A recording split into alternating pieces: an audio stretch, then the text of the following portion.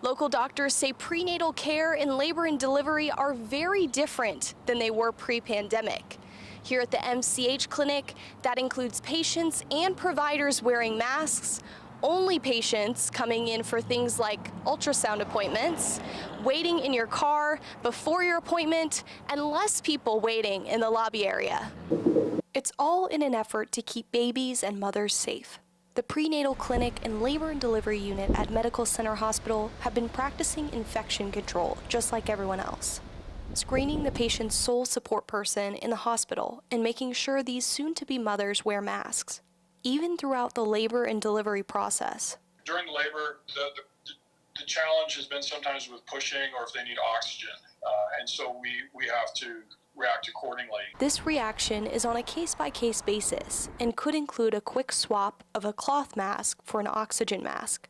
But as far as the delivery protocol itself, that hasn't been changed. What is done as far as laboratories and care of the newborn is standard, and it still continues, checking like the bilirubin at 24 hours. Nurses still make sure the baby is feeding and breathing okay.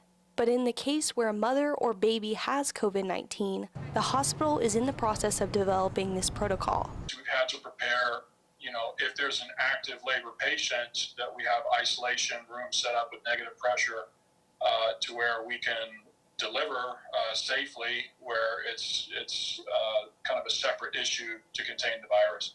Doctors expect this protocol to remain in place until there is widespread vaccine use and the pandemic is over. But if cases keep rising, they'll have to reevaluate their plans, maybe even having pregnant women deliver without a family member or friend present. But we haven't gotten to that point here in Odessa yet. As long as there's humans, there will be pregnancy and babies being born, and so we move forward the best we can.